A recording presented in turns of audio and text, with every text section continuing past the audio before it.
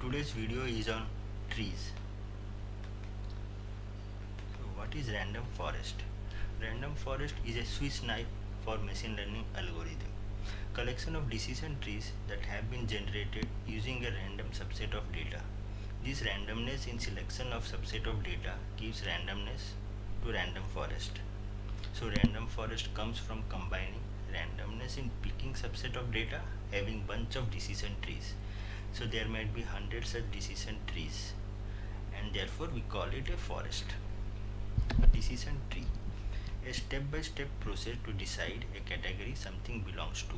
Say if you want someone to decide whether the particular item is apple or banana, he or she might go through these three steps. Step 1, what is the shape? Step 2, how is the length? Step 3, color. Let's say they start with color, whether it is yellow or not. If yellow, then follow the left side of the chain. If not, then follow the right side of the chain. If yellow is yes, then if the length is greater than 0.45, after this we are sure shot this is a banana. Nothing else can come into this region if there are two categories, that is apple and banana. So initially the data should have class labels on which the tree is built. A good tree will help to classify a unknown item by flowing through the same steps on which the learning was carried out. The features, say color, length, etc. used for building tree should be there for the unobserved new data point as well. Decision tree might not use the entire feature, but still we need to pass exactly the same features which we had passed during the training phase. So if you look at the sample data, which is same as the one that we had in support vector machine video 2, and plot those points, and if someone would have asked me, okay, now classify or put the decision boundary in such a manner that we can easily classify all the fruits, then I would have diagonally placed the green line and say that anything below this green line can be blindly classified as banana, anything to this region can be blindly classified as grapefruit.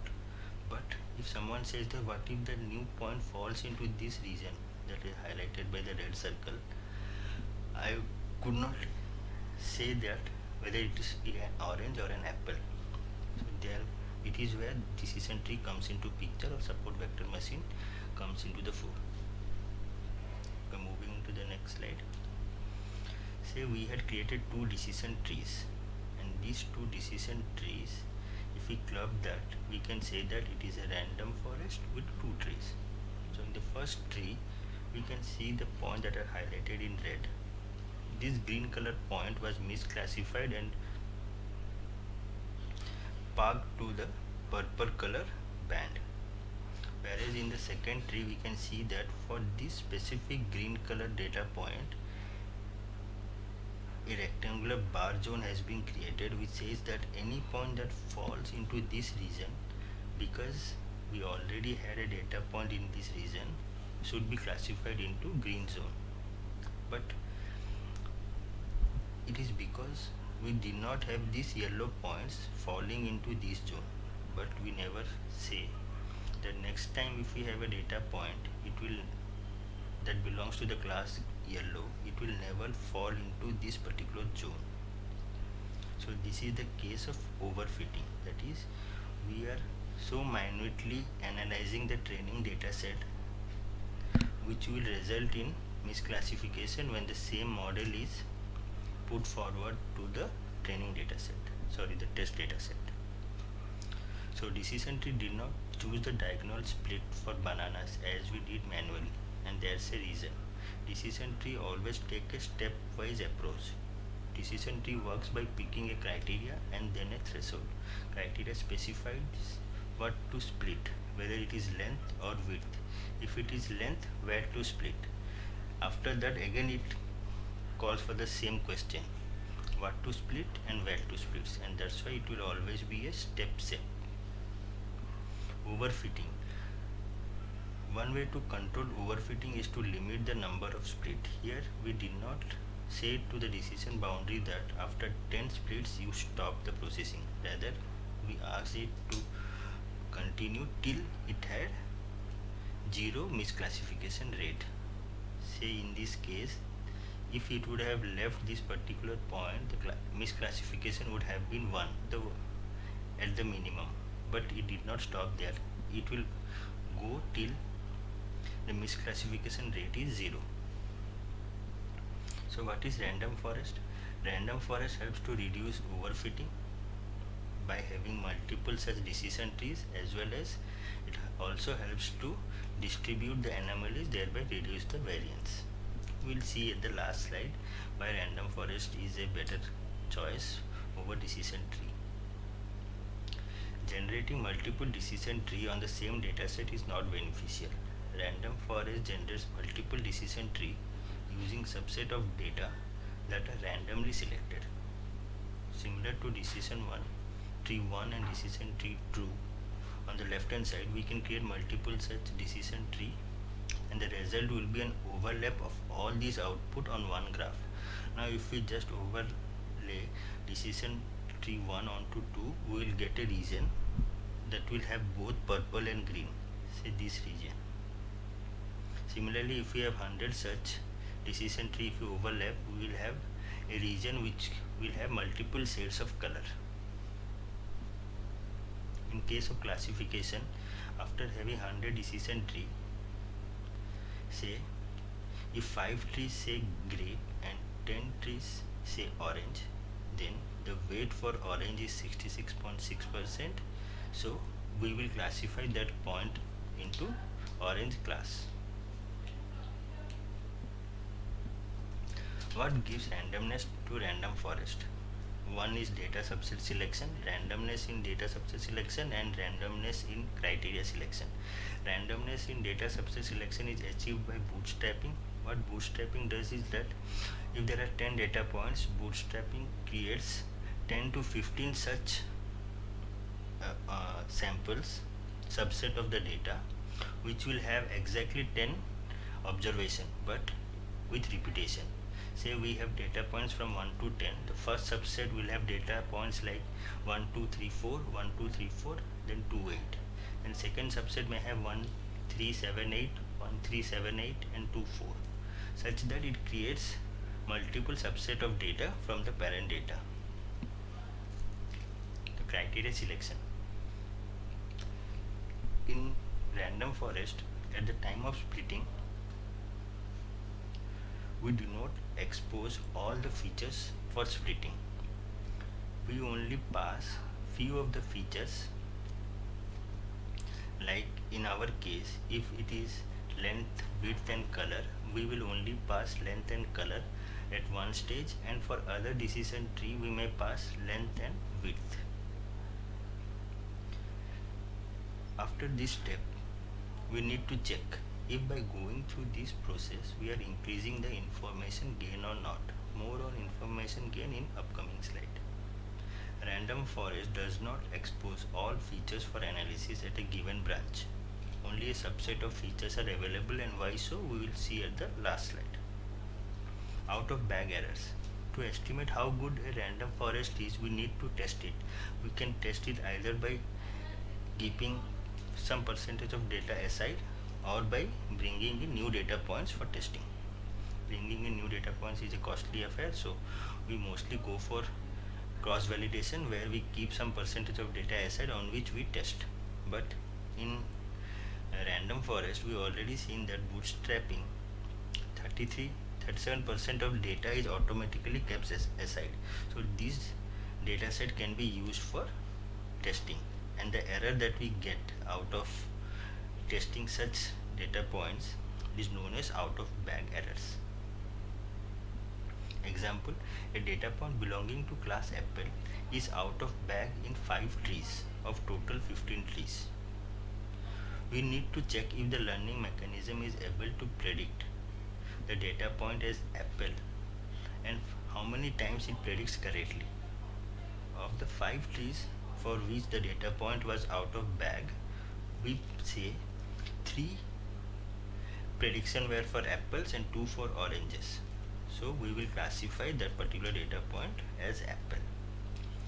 On all data points, we can test the result where they are out of bag and get the final percentage of error.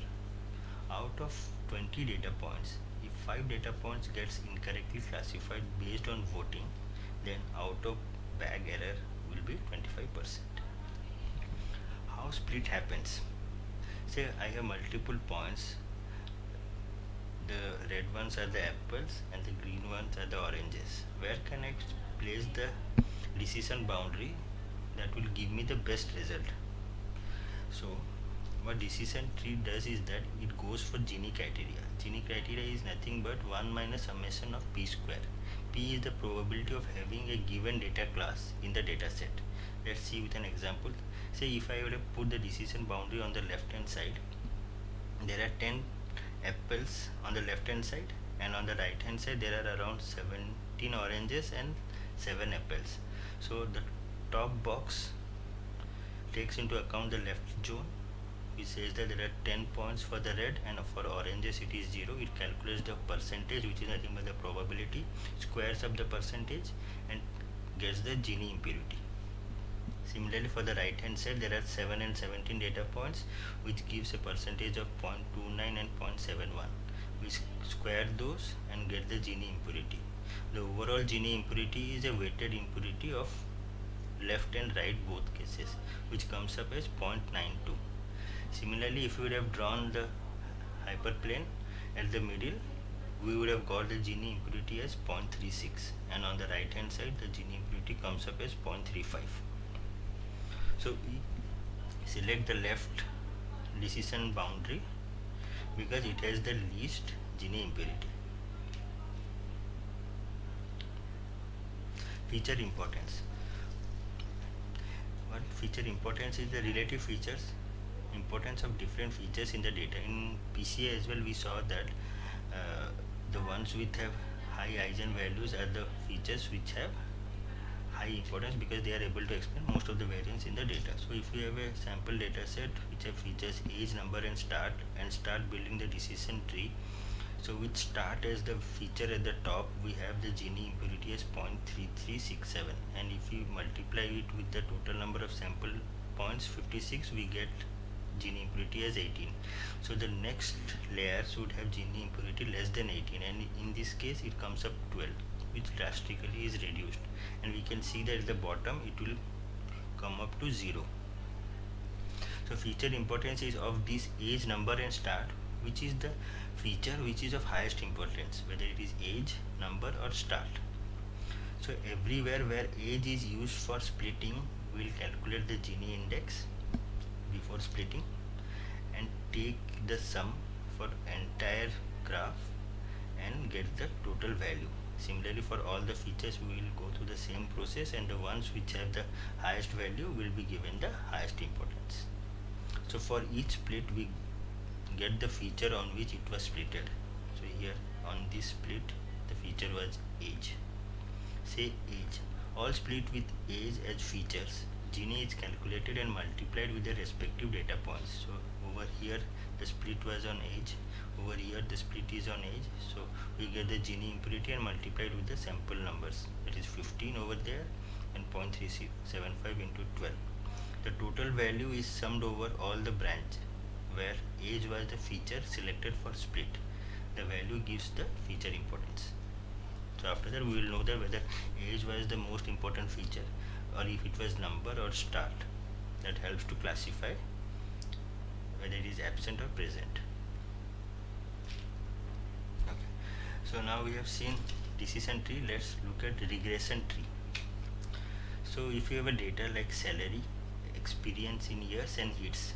So for a baseball player, how many are the hits he has scored, what is the experience in years and what is the salary. A simple decision tree looks like something over here.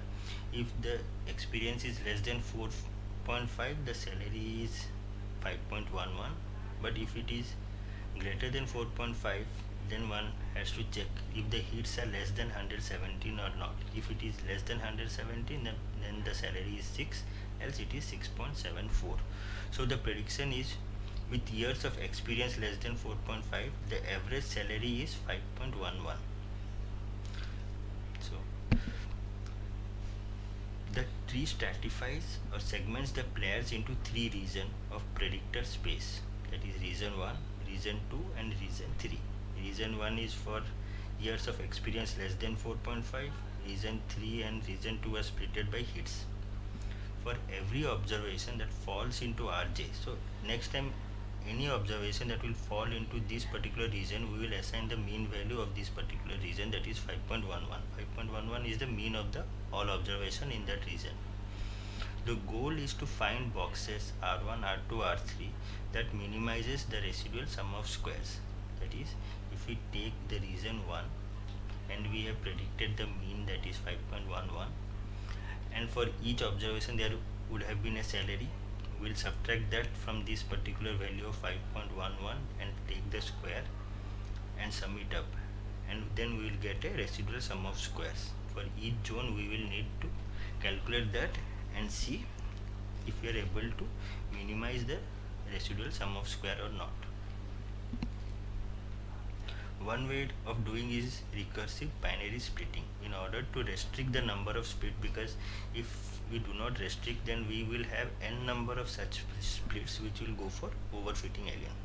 Restrict the split said that all the data points xi that belong to class X should be less than S, that will go to the region 1, and which are greater than the value S will go to the region 2, where the objective function is always to reduce the RSS, residual sum of squares. One way to get the number of splits is by using cross validation. Pruning. Binary splitting likely to overfit. A smaller tree with fewer splits will lead to lower variance and better interpretation at the cost of bias. So what we'll do is that we'll grow the tree to full scale and prune it back to obtain a subtree by using cross validation. We can go for regularization as well, where the objective function will be to minimize the residual sum of square. At the same time, we will fit a regularized component of alpha into mod t. Mod t is nothing but the number of leaves for a given tree. Alpha controls the trade-off between subtree's complexity and its fit. If alpha equal to 0, then the entire tree is selected. Every increase in leaf node, a penalty will be assigned to this objective function. So the last slide is what is bagging, boosting and random forest. Bagging. Decision tree have high variance, that is, if we split the training data into two parts at random, the results we will get will be quite different. Bagging, it is a procedure for reducing variance of a statistical learning. For regression case, we take multiple training data set, build separate prediction model using each training set and average the result out. To create such multiple data set, we use Bootstrap, which we have already covered. Here trees are grown deep and are not pruned.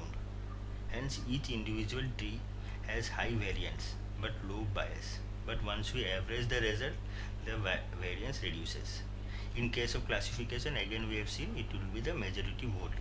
So bagging is a type of classification based on decision tree. Similarly, we have random forest. Random forest is an improvement over bagging. It decorrelates tree. In every tree selected by bootstrapping, only a random sample of m predictor is chosen as split candidates, that is m is equal to square root of p, which we have already seen in our earlier slide. So the rationale was, if there is one strong predictor in the data set, most of the trees will use this in their top split. Hence every subset will have this particular feature as the top split, which will bring in correlation. And if there are 100 subsets of data and all are correlated, we won't get to reduce variance even if we average out the result. So at the end, it is boosting. Boosting works similar to bagging, containing a large number of decision tree, except that the trees are grown sequentially. Each tree is grown using information from previously grown trees. Boosting does not involve bootstrapping. Instead, each tree is fit on a modified version of original data. So in case of regression, given a current model, we fit a decision tree to the residual from the model. We then add the new decision tree into the fitted function in order to update the residual.